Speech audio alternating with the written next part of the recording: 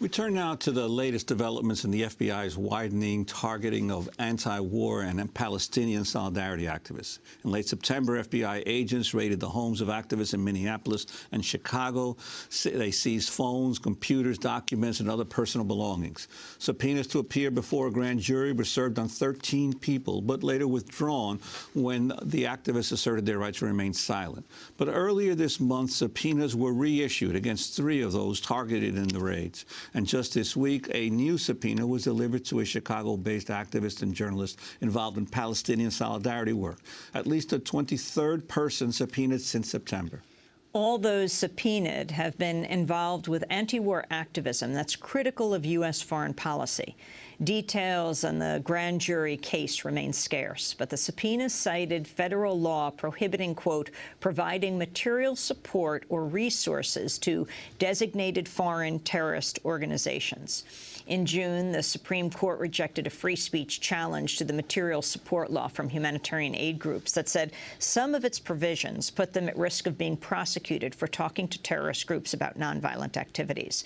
Maureen Claire Murphy is the Chicago journalist and Palestinian solidarity activist who was issued a subpoena this week. Maureen is also an editor at the website Electronic Intifada, though the site is not being targeted in the FBI probe. In a statement, the Electronic Intifada said, quote, although the Electronic Intifada itself has not been a target of any subpoenas, we consider the grand jury investigation and all of the subpoenas to be part of a broad attack on the anti-war and Palestine solidarity movements and a threat to all of our rights. We're also joined from Minneapolis by Tracy Malm. Her home was among those raided by FBI agents in September. Some of her belongings were seized. She's one of 3 activists whose subpoenas were reactivated earlier this month. And we'll be speaking with 2 former FBI agents. Joining us from Washington, D.C., Mike German, National Security Policy Counsel for the American Civil Liberties Union, an FBI agent specializing in domestic counterterrorism from 1988 to 2004. And on the line from Iowa City, Colleen Rowley. She worked as an FBI special agent for almost 24 years. In 2002, she was named Time Magazine's Person of the Year after she blew the whistle on pre-9/11 intelligence failures. Let's go first, though, to Chicago, to Maureen Claire Murphy, who's just been issued the subpoena. Maureen, tell us what you know and what happened. How were you issued the subpoena? So I was in my home office on Tuesday morning when I got the knock on the door that more than 20 activists around the country have now gotten from the FBI. And so they rang my buzzer, and when I answered, they identified themselves as the FBI, and they asked me if I would come and speak with them. And when I declined, they said they had a subpoena for me to appear before a grand jury here in Chicago on January 25th. What else does the subpoena say? As you mentioned, my subpoena is I'm one of 23 who have now been subpoenaed, and the FBI also served subpoenas to 3 other activists in Chicago on Tuesday throughout the city. And did they attempt to seize any of your possessions or records or computers? No, they did not come into my home, and none of the activists who have been subpoenaed since the September 24th raids, as far as I know, have had their property seized or their houses raided.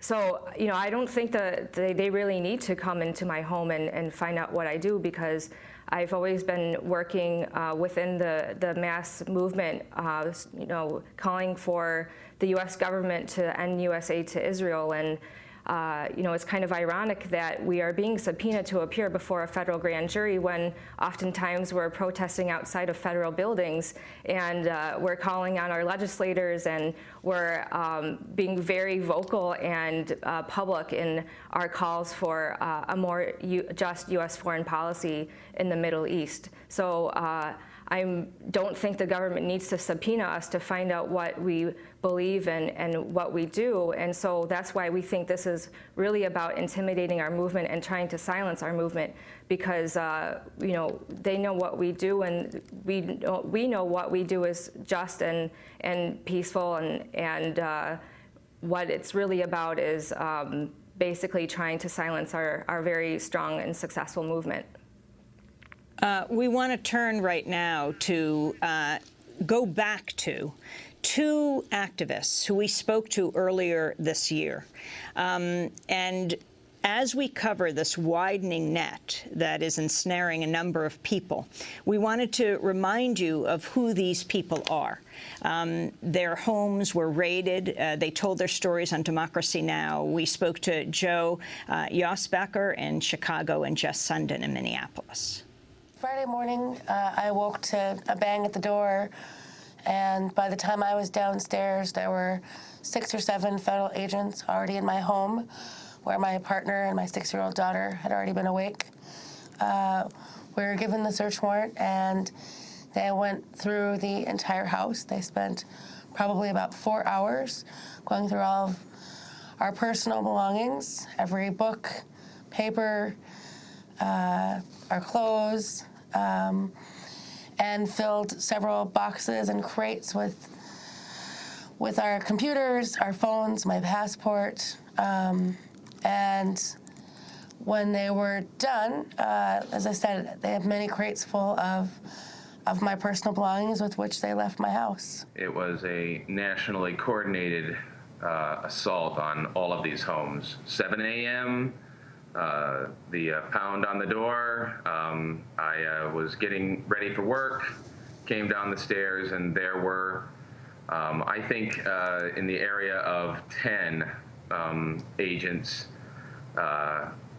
They identified themselves as FBI, showed me the search warrant, and I turned to my wife and said, "Stephanie, it's the thought police." That's Joe Yosbecker and Jesse Sundin, Jesse in Minneapolis. Like them, Tracy Mulm's home was raided by FBI agents in September. Some of her belongings seized, one of 3 activists whose subpoenas now have been reactivated. Tell us what has happened now, Tracy. Right now, our individual lawyers are being called into meetings with the District Attorney Fox in Chicago. They're essentially trying to scare us into talking, to naming names and giving them a case against the movement and against the people that we have worked with historically to fight for justice for the people of Palestine and the people of Colombia. Well, we're also joined on the phone by Colleen Rowley, former FBI agent who was named by Time Magazine Woman of the Year for her exposure of the problems in intelligence by the FBI pre-9/11. Your reaction to these raids, especially since they all seem to be focused around people who were involved in Palestinian solidarity work, and there's certainly no indication that there's any terrorist threat to the United States here from the Palestinian movement. Well, you know, after 9/11, there was a green light put on, and there was a very big blurring between protest, civil disobedience, and terrorism. And you saw this in many ways. The door was open to basically targeting, without any level of factual justification, advocacy groups. And again, this began pretty quickly after 9/11. It's gotten to the point now, 9 years later, and I wanted to mention the Washington Post is doing a pretty good job of exposing this in this top secret America, this monitoring. Their most recent article in the Washington Post is the FBI has 164,000 suspicious activity reports. Again, these are things that just have no level of factual justification that people call in, and the FBI is now keeping records on people. So I think that, you know, this case will just be the start of targeting various groups like this. I wanted to turn to a clip of an interview we did recently when Bruce Nestor came into town, the former head of the National Lawyers Guild in Minneapolis. He's representing those who've been summoned before the grand jury. Bruce Nestor talked about potential consequences the activists face for defying subpoenas. 3 people are now looking at reappearing in front of the grand jury and likely being forced with the choice between talking about who they meet with, what the political beliefs of their friends and allies are, or perhaps risking contempt and sitting in jail for 18 months.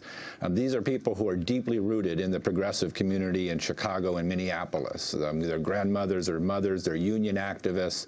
They were some of the organizers of the largest anti-war march at the 2008 Republican National Convention. And they're being prosecuted under this material support for terrorism law, a law that was really enhanced under the Patriot Act, and that allows, in the government's own words, for people to be prosecuted for their speech if they coordinate it with a designated foreign terrorist organization.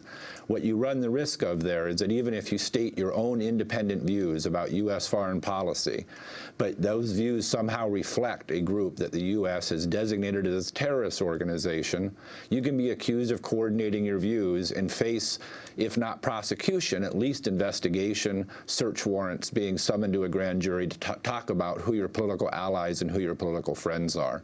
That was Bruce Nesters representing some of those being subpoenaed, former head of the National Lawyers Guild in the Twin Cities.